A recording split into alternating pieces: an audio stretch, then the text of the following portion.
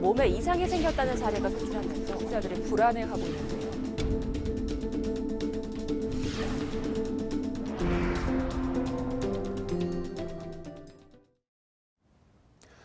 살충제 계란 파동이 가시지도 전에 생리대 유해성 논란이 일어서 시민들의 불안이 더욱 커지고 있습니다.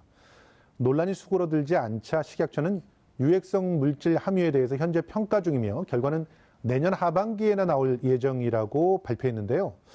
생리대 유해성 여부가 당분간 규명되기 어려운 상황에서 소비자들의 불안은 계속될 것으로 보입니다. 자세한 내용은 녹색소비자연대 정윤선 사무국장과 얘기 나눠보겠습니다. 어서 오세요. 네, 안녕하세요. 예, 네. 법적인 도움 말씀을 노영희 변호사가 주시겠습니다. 네, 안녕하십니까. 안녕하세요. 고맙습니다. 예, 계란에서 지금 살충제가 검출돼서 논란이 벌어지고 뭐 한 달도 안 된 상황에서 또 지금 발암 가능 물질을 사용한 생리대가 유통돼가지고 시민들에게 충격을 안겨줬는데요. 일단 검출된 인체 유해 물질에 대해서 좀 소개해 주시죠. 네, VOC라고 해서 휘발성 유기화합물이라고 하는데요. 예, 예. 그 휘발성 유기화합물은 딱 한 물질이 아니라 거기에 여러 물질들이 있습니다. 뭐 예, 예. 대표적으로는 포르말데히드나 톨루엔, 벤젠 이제 이런 물질들이 있는데요. 예. 이번에 조사에서 톨루엔, 벤젠 등이 나왔죠. 예. 네, 근데 이 물질은 사실은 호흡을 통한 이제 그 누출됐을 때 인체 유해성에 관련해서 주로 연구가 되고 있었습니다. 예, 예. 때문에 뭐 새집 증후군이라든지 아니면 건축 내장재 관련해서 얘기를 할 때 주로 이게 언급이 되고 있었는데요. 예. 이번에는 생리대에서 검출이 된 것입니다. 예. 그렇다 보니까 이게 사실 연구 자료가 많이 없다 보니 지금 많은 이제 여러 추측성 이제 얘기가 나오면 소비자 불안이 가중되고 있는데요. 예, 예. 이번 조사는 사실 이제 한 시민단체와 이제 대학에서 연구된 거라 총 처음에는 11개, 그러니까 중형 생리대랑 그다음에 팬티 라이너에서 총 5개, 그다음에 면생리대가 포함이 됐었다고 합니다. 예, 예. 근데 면생리대 같은 경우도 검출이 됐지만 아하. 세척을 했을 때 예. 그다음에 삶았을 때는 99%가 이제 감소가 된다고 같이 예. 발표가 됐었습니다. 지금 그 외에도 유해 물질이 22종이 나온 거잖아요. 그러니까 벤젠, 톨루엔을 빼놓고도 또 유해 물질이 나온 아니요, 거 아니에요? 그 토탈 해가지고 이제 토탈에서 그래서 22개인데 이게 이 휘발성 유기화합물이다. 네, 그 안에 다 그래서 보통 이제 아. 토탈로 해가지고 수치가 같이 나오고요. 그렇군요. 그 안에 들어가 있습니다. 근데 이게 실질적으로 인체에 좋지 않은 성분이잖아요. 그 네. 벤젠이나 톨루엔 같은 경우는 제가 주로 들었던 거는 뭐 휘발유 얘기하고 막 이럴 때 네. 나왔던 그런 물질들이고 네. 굉장히 독성이 있죠. 독성이 강한 네. 그런 물질이잖아요. 네, 이게 말씀하신 대로 이미 뭐 발암성에 대해서 이미 확인이 된 경우도 있습니다. 예. 아까 말씀하셨던 뭐 벤젠 같은 경우는 암에서 백혈병 예. 같은 게 이제 원인이 되기도 하고요. 그 다음에 스틸렌 같은 경우는 많이 알려지지는 않았지만 여성 호르몬과 관련이 네. 되어 있습니다. 그렇다 보니까 뭐 자궁암 등을 유발해서 이제 발암 가능 물질이라고 알려져 있습니다. 그다음 톨루엔 같은 경우는 사실 예. 발암 물질은 아니지만 뭐 두통이라든지 예. 기억 장애 등 여러 이제 유해성을 갖고 있는 걸로 밝혀져 있기 때문에 지금 스틸렌 말씀하셨는데 그게 네. 분명히 여성 호르몬에 뭔가 작용을 네. 한다라고 하면 우리가 추정을 해볼 수 있잖아요. 예. 저 피해자 중에서 뭐 생리일수가 짧았다 이런 분들도 있었고 네. 뭐 양이 뭐 네, 줄어들었거나 그렇습니다. 뭐 생리 불순이 생겼다는 분들이 있었잖아요. 네. 그분들하고 밀접한 관계가 있을 거라고 추정될 수 있는 그런 물질이겠네요. 그렇기 때문에 전문가나 많은 예. 시민단체에서 역학조사를 요구하고 있는 겁니다. 아까 말했지만 유해성 예. 같은 경우는 사실은 제품의 독성, 예. 그다음에 사용량, 노출량, 그다음에 노출 경로 이 부분을 계산을 해가지고 예. 유해성을 판단을 하게 되는데요. 그렇죠. 지금 같은 경우는 사실 앞서 말했지만 이게 연구가 거의 된 게 사실 생리대, 기저귀 이런 부분이 연구가 거의 안 되어 있습니다. 아하. 그렇다 보니까 지금 이제 연구를 시작해야 되는 입장에서 현재 지금 제품에 들어있는 방출 이제 검출된 양만 있거든요. 예, 예, 예. 그렇다니까 직접적인 과학적 유해성 확인이 아까 1년 정도 이제 좀 오랜 시간이 걸리는 부분이고요. 그렇기 예. 때문에 처음에 발표할 때 유해 물질이 함유된 건 맞지만 뭐 생리 일수가 줄어들거나 생리통과 직접적인 관련이 있는지는 모르겠다. 이렇게 발표를 한 거죠. 예, 그렇기 알겠습니다. 때문에 저희가 역학조사를 하자고 주장을 하고 있는 겁니다. 해외 사례 중에서 지금 우리와 비슷한 사례가 있나요? 네, 있습니다. 2017년 1월에 프랑스에서 사용되던 그 기저귀 제품에서 예.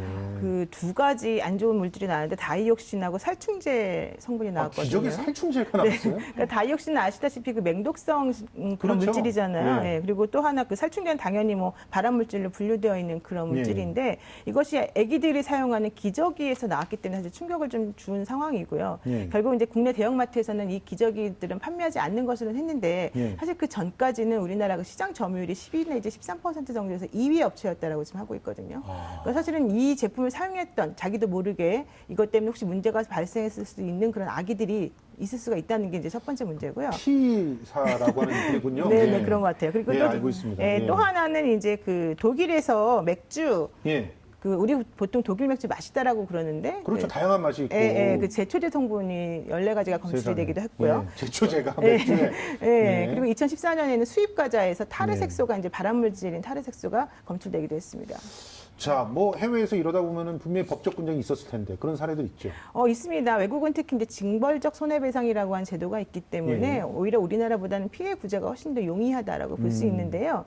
이제 가장 최근에 있었던 사건은 이제 존슨앤존스의 그 베이비 파우더 사건입니다. 예. 한 여성이 40년 동안 이 파우더를 사용했는데 본인이 이것 때문에 난소암에 걸렸다라고 이제 해가지고 소송을 걸었어요. 예. 근데 결론적으로는 630억 원을 배상을 받았습니다. 630억 예, 원을. 그중에서 60억 원은 이제 피해에 관련된 직접적인 손해배상이었고 예. 나머지 금액 570억 원은 징벌적 손해배상이었는데 예. 이렇게 징벌적 손해배상이 인정된 이유는 베이비 파우더에 사용되는 그 가루가 실제 몸에 좋지 않은 유해한 물질이라는 것을 존슨앤존슨이 알면서도 이거에 대해서 고지를 하지 않고 이 사용을 자제하지 않았다. 그러니까 도덕적으로 매우 나쁜 기업이다 이런 의미 때문이었고요.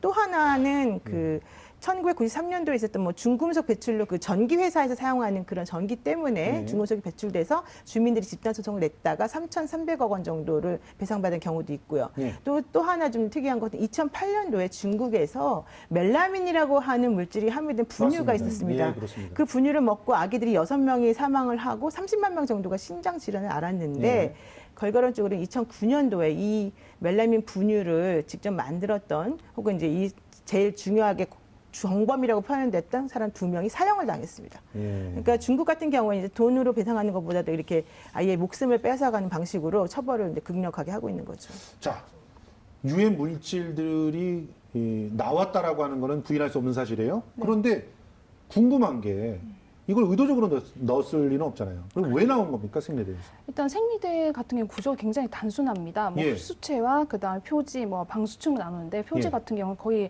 섬유 재질이거나 천연 펄프이고요. 그렇죠. 그럼 다른 재질에서 사실 나올 수 없는 부분이라 사실 저희가 지금 추정하건대 예. 접착제 성분을 의심하고 있습니다. 사실 VOC 같은 경우는 페인트나 예. 뭐 접착제, 세정제 등에 이미 많이 쓰이고 있었기 때문에 예. 아마도 접착제가 아닐까 하고 지금 추정을 하고 있습니다. 아니, 접착제라고 하면 사실은 접착제는 네. 다 쓰는 거잖아요.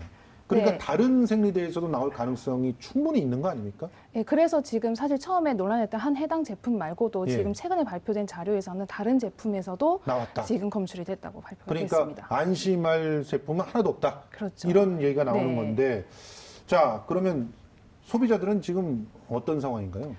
일단 소비자분들께서는 사실은 대안이 없는 거는 마찬가지거든요. 그렇죠. 지금 조사한 게 사실은 56개 제조사에 뭐 896개 제품 가운데 단 10개 제품만을 지금 조사를 한 부분입니다. 근데 그 조사를 한 것도 사실은 보니까 돈이 네. 별로 없어가지고 자비를 좀 털고 막 예, 이래가지고 지금 그렇죠. 예. 10개를 조사를 했다고 그러더라고요. 사실 모든 이제 저희도 안전성 실험을 하고 있습니다. 예. 뭐 모든 뭐 시민단체가 하는 건 아니지만 안전성 검사를 하고 있는데 대부분 공인 시험 기관을 통해 가지고 시험을 하고 있습니다. 예. 근데 그 공인 시험 기관이란 곳이 많지도 않거니와 작년부터 사실 가습기 살균제 이후에 여러 사건들이 터지면서 이 실험 기관들이 포화 상태예요. 아. 그래서 실험을 한번 하기에는 너무 많은 시일이 시간을, 걸리는 거죠. 예. 그래서 민간이라든지 이런 데서 같이 모니터링을 하고 제품의 안전을 확인하고 같이 이게 감시자의 역할을 하기에는 지금 너무 현 사회적 구조가 안 되어 있는 부분이 있습니다. 그렇군요. 자, 그러면 일단 우리 네. 화학 물질에 대한 법적 기준에 대해서 좀 알아보고 싶어요. 지금 분명히 뭔가는 나왔어요. 나왔고 지금 보니까 이제 어떤 교수님과 더불어서 이제 시민사회단체가 이제 확인을 했어요. 네. 그 사실을. 그런데 왜 이걸 가지고 이렇게 논란이 벌어지냐 이거죠. 법적 기준이 확실하게 있으면은 논란이 없잖아요. 그렇죠. 뭐 벤젠, 톨루엔, 뭐 몇 미리 이런 게 있으면 되는 거 아닙니까? 그러니까 기본적으로 그 휘발성 유기화합물이라고 하는 것의 특성상 예. 이거를 명확하게 법적으로 구분해서 기준을 만들어 놓기가 매우 어렵다. 그리고 또 우리나라만 그런 기준이 없는 것이 아니고 세계 모든 곳에 거의 대부분 기준이 없다. 이게 이제 식약처에서 주장하는 내용입니다. 현실적으로는 법적인 안전 기준 자체가 없다는 것을 이제 우리가 얘기를 해볼 수가 있고요. 예. 그러다 보니까 이 생리대는 의약 외품으로 분리가 되고 식약처에서 관리를 하다 보니까 이건 이제 주먹구구식으로 좀 관리하는 부분이 있고요. 지금 생리대 품질 관리 기준으로 가장 지금 중요하게 생각하는 거는 사실 색깔, 그러니까 형광 증백제가 들어가느냐 안 들어가느냐. 이것도 굉장히 민감한 사안이죠. 왜냐하면 예. 우리가 이제 그 백색화 시키는 과정에서 이제 안 좋은 물질이 들어갔다고 생각하기 때문에 그리고 산 알칼리 색소, 뭐 포름알데히드 흡수량 이런 것들을 이제 평가를 하게 되는데 그런 9개 항목만 평가를 하다 보니까 지금 우리가 문제되고 있는 이런 유기성 화학 물질에 대한 그런 관리는 이루어지지 않고 있는 거예요. 근데 제가 좀 걱정스러운 거는 생리대 같은 경우는 한 달에 한 뭐 5일 정도 사용해요, 성분들이. 그렇지만 팬티라이너가 가장 문제입니다. 팬티라이너는 매일매일 사용하거든요. 그렇죠. 그러니까 생리 기간을 제외한 나머지 날에 항상 사용하고 있기 때문에 최소 25일 정도 사용한다고 봐야 되는데 이 팬티라이너는 여기도 역시 접착제는 사용되죠? 네, 접착제가 그 팬티하고 붙는 부분에 당연히 들어가고 또 아주 밀접하게 몸에 이렇게 부착이 되는 상황이기 때문에 저는 사실 이게 너무 걱정스러워요. 저도 사실 팬티라이너 많이들 사용하시는데 이게 아마 조금 더 생리대보다 오히려 훨씬 더 유해하지 않을까 생각이 좀 들고 있습니다. 그런데 이런 걸 우리 보건 당국이 몰랐다라고 하는 게 얘기가 되나요? 그러니까 이제 그동안에 뭐 아예 관심이 없었던 것 같아요. 제가 봤을 때는. 이런 것들을 관리하고 기준을 설정해야 된다는 것에 대한 아무 생각이 없었던 것 같고 또 화학 성분이 무엇이 들어가는지에 대해서 공개해야 된다. 이런 것이 사실 의무적으로 나와 있는 게 아니거든요. 근데 미국에서도 마찬가지였기 때문에 이번에 이제 지난 5월 이후에 여성단체에서 생리대 성분 공개를 해야 된다는 식으로 법안이 지금 나오고 있습니다. 예.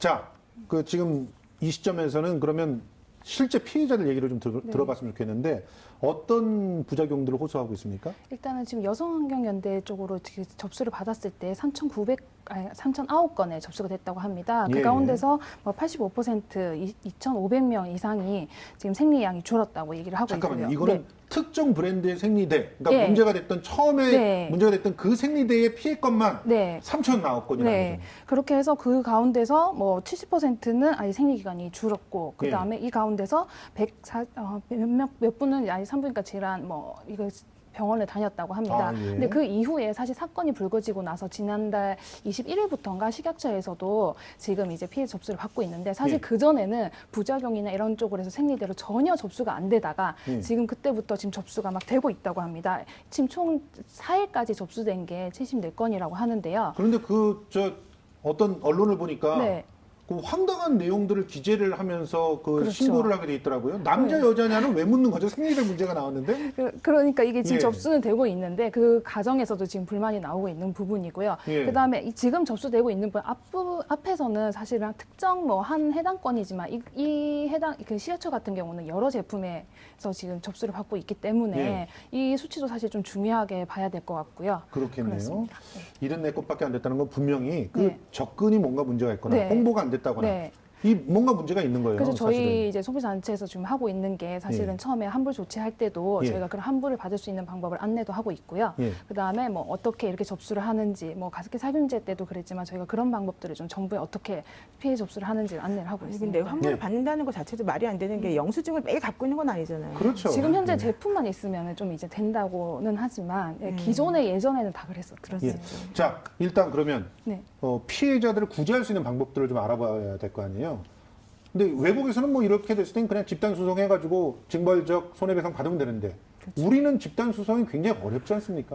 우리나라에서 집단 소송이 인정된 경우는 사실 거의 없다고 보시면 되고요. 맞습니다. 지금 최근에 가장 이제 뚜렷한 게 내추럴 엔도텍하고 CJ 오쇼핑을 상대로 해서 가짜 백수 사건 때문에 소비자들이 제기했던 집단 소송이죠. 그러나 그때도 원고들이 패소했습니다. 패소했죠. 왜냐하면 증거 부족이다 이런 얘기였고 또 그다음에 웅진코웨이 니켈 정수기 사건 혹시 아십니까? 그 얼음 정수기에서 얼음을 만들어낼 때 그 속에 있는 니켈 알맹이가 떨어져 나간다. 그 당시에 웅진코웨이에서는 이제 죄송하다 사과문도 발표하곤 했지만 결론적으로 지금 소송에서는 사실은 이제 제대로 되지 않고 있는 부분이 있는 거죠. 아이들은 발진이 생기고 그랬는데. 그렇습니다. 그런데 지금 그 생리대 때문에 그런 발진이 났다는 걸 입증을 소비자 보고 하라는 거예요. 소비자들이 입증을 해야 되고 그 정도가 어느 정도까지 됐는지도 우리 소비자가 해야 되고 그래서 손해가 얼마냐 하는 것까지 소비자가 다 입증해야 되는 아니, 거예요. 소비자가 무슨 전문가도 아니고 이런 걸 왜 우리들한테 다 맡기고 있는지 정말 이해가 안 되는데요. 자, 그러면 피해자들을 돕기 위해서 어떤 대책들을 마련해야 된다고 보십니까? 일단 지금 피해자 같은 경우 접수받아서 지금 소송을 하는 경우는 사실 저희 쪽에서 안 하고 있지만 지금 진행을 하고 있고요. 예. 그다음에 아까 앞서 말씀드렸던 뭐 그런 거를 지금 진행을 하고 있지만 저희가 좀 중점적으로 봐야 될 거는 장기적으로 이런 피해가 더 이상 나타나면 안 되는 거거든요. 예. 지금 사실 이 현황에서 좀 빠지고 있는 게 사실 뭐 정부와 누가 잘못했니 이러고 지금 소비자들의 피해를 앞으로 어떻게 할 것인가는 아무도 얘기를 지금 정확히 구체적으로 안 하고 있거든요. 예, 예. 지금 생리대 지금 긴급하게 뭐 전수조사를 한다고는 합니다. 예. 그럼 향후에는 어떻게 할 것인지. 예. 왜냐하면 사실 지금까지 뭐 정부에서 모른 척 했다고는 하는데 저희 시민사회단체에서는 예전부터 문제 제기를 해왔었고 예. 2014년도 미국에서도 검사를 했을 때 생리대에서 이미 나왔다는 이제 해외 연구 자료도 있었고요. 예. 근데 그럴 때마다 그냥 가만히 있었고 또 지금 식약처 같은 경우도 3월에 예. 토론에 참석하셔가지고 예. 이미 이런 실험이 이루어졌다는 걸 알고 계셨거든요. 아, 그래요? 예. 3월에 이미 그런 이제 3월에 사실 시작이 됐던 사건입니다. 3월에 이 단체에서 그때 당시에는 업체명을 노출하지 하지 않고. 않고 그때 당시 토론회라든지 이런 걸 통해서 발표를 했었고요. 근데 그 이후에 사실은 이 언론 인터뷰 과정에서 특정한 기업의 명칭만 지금 노출이 되면서 거기에 사용하면서 부작용 겪었던 소비자들이 다시 여론이 형성되면서 지금 문제가 커진 거거든요. 그러니까 이미 시민사회 단체가 오래전부터 요구했던 거를 그때부터 받아들여가지고 안전 기준을 강화하고 이렇게 노력을 했다면 지금 같은 혼란이 없지 않았을까 싶은데요. 3월이라고만 해도 지금으로부터 네. 6개월 전인데. 네, 그렇습니다. 참 안타깝습니다. 그런데 일단 우리 소비자들이 납득하지 못하는 거는 네. 왜 이렇게 실험의 시간이 오랫동안 소요되냐는 거예요. 네. 일단은 먼저 좀 이런 말씀드리고 싶지만 식약처에 예. 직원이 있는데요. 그 예. 직원 중에서 의약 외품, 생리대만 하는 게 아니라 의약 외품을 다루는 직원이 10명 내외라고 알고 있습니다. 10명 내외? 네. 10명 내외가 모든 그 그렇죠. 의약 제품을 다 다룬다고요? 예. 거기에는 뭐 치약도 있고 생리대, 뭐, 다른 것도 있죠. 뭐 어마어마하게 네. 많은 품목들이 있잖아요. 네. 의약외품이라고 네, 지정되는 그런 게. 부분이 있고요. 그렇다면 예. 뭐 민간에서 같이 해가지고 감시를 하거나 할 수 있냐? 아까 말씀드렸지만 공인시험 기관이라든지 실험을 할 수 있는 기관과 그다음 실험을 넣어도 지금 현실적으로 안 되는 부분이 있고요. 예. 그렇다 보니까 이게 지금 완전 이런 식으로 해가지고 크게 나타난 부분이 있고요. 또 실험이 빨리 진행을 되기 위해서는 아까 뭐 식약처에서 뭐 변명같이 했다고는 하지만 실질적으로 저도 한번 확인을 해본 결과 진짜 VOC 가지고 생리대에서 인체에 미치는 위해성 관련해서는 진짜 정말 연구 자료가 없더라고요. 그렇기 때문에 지금 전부 다 자료나 연구 실험 방법 등을 지금 이제 확인하고 해야 되는 부분이기 때문에 위해성 평가 같은 경우 좀 오래 걸리고 제가 알기로는 지금 일단 함유된 전성분 지금 조사를 하고 있는데 일단 먼저 시작했던 10종에 대해서는 최대한 빨리 해가지고 발표를 한다고 발표를 한 걸로 알고 있습니다. 그런데 예. 일단은 그러니까 선제적으로, 그러니까 기준은 나중에 법으로 만든다 그래도 네. 선제적으로 어떤 그 유해 물질들이 노출됐다는 정도는 알려주는 게 정부로서 해야 될 일 아닌가요? 그래서 소비자들이 판단해서 사용할 수 있게 해야 되는 거 아닌가요? 그렇죠. 그래서 저희가 전성분제 공개를 요구했고, 예. 근데 이거를 저희가 이제 와서 한 게 아니라 오래전부터 해왔다는 겁니다. 그리고 특히나 지금 사실 생리대 얘기만 나오지만 다른 우리 생활 속에서 많이 사용하는 생활화학 제품에 있어서 전성분을 공개해야 된다는 요구뿐만 아니라 저희가 사실은 과학기술이 발달함에 따라서 예전에는 안전하다고 얘기됐던 부분들이 사실은 알고 보니까 그렇지 않다. 그렇지 않는 부분이니까 예. 그리고 해외에서 이런 연구가 있을 때마다 그거를 적극적으로 국내에 들어와서 연구해서 이런 정보를 공개하고 이런 노력을 해야 되는데 아무리 우리가 부르짖어도 사실은 반응이 없는 경우가 너무 많았습니다. 네. 아니, 변호사님. 뭔가 좀 해야 되지 않겠습니까? 그러니까 신속하게 조사하게끔 감지하고 그리고 또 뭔가 그 유해물질 검출됐을 경우에 바로바로 제재를 할 수 있는 그런 방법 어떻게 만들 수 있는 방법이 없나요? 법으로밖에 불가능한 건가요? 현재로서는 지금 식약처가 이제 정부가 어떤 성향을 가진 정부냐에 따라서 대처하는 방식이 많이 다르다라고 하는 게 첫 번째 근본적인 문제점입니다. 아니 뭐 식약처장님 하시는 행동은 비슷한 것 같은데 그런데 그냥 일단은 책임 예, 아니다 뭐 이렇게 그리고 얘기하시는 것 또 같은데. 두 번째로는 식약처 인력이 1,700명인데요. 예. 그중에서 식품 안전 담당하는 사람들 360명이고요. 예. 그중에서 아까 말씀하신 의약외품 전문 전담팀이 10명이란 말이에요. 예. 게다가 대부분의 사람들이 전부 다 약사나 뭐 이런 의료기 계통에 있는 전문 사람들이 거의 많이 들어가 있고 예. 식품과 관련된 사람들이 사실 없어요. 그리고 그렇군요. 식품 분야에서 전문적인 어떤 박사학위를 딴다거나 이런 분들 같은 경우도 7급 공무원 시험을 별도로 치고 들어가야 되는 거예요. 예. 그러니까 사실 그 사람들이 거기 들어갈 이유가 전혀 없는 거예요. 그렇죠. 이러다 보니까 제가 보기엔 제대로 이게 조사가 이루어질 수가 없는 거고 특히 국무총리나 대통령이 나서서 조사해라. 그래야지 한번 나서는 거거든요. 예. 그러니까 예를 들면 지난번에 그 중금속 낙지 사건 한번 있었습니다. 예. 2010년도에 있었던가 그랬을 때 그 낙지 머릿속에 먹물하고 내장 속에 중금속이 많이 함유돼 있다. 이거 예. 매우 위험하다. 서울시에서 그랬더니 식약처에서 아니다. 안전하다 그랬어요. 예. 그러나 나중에 알고 봤더니 안전하지 않았잖아요. 그렇죠. 그러니까 그런 식으로 제대로 평가를 못 내리는 사람들이 되게 많았다라는 거예요. 그래서 예. 제가 말씀드리고 싶은 거는 식약처라고 하나를 묶지 말고 예.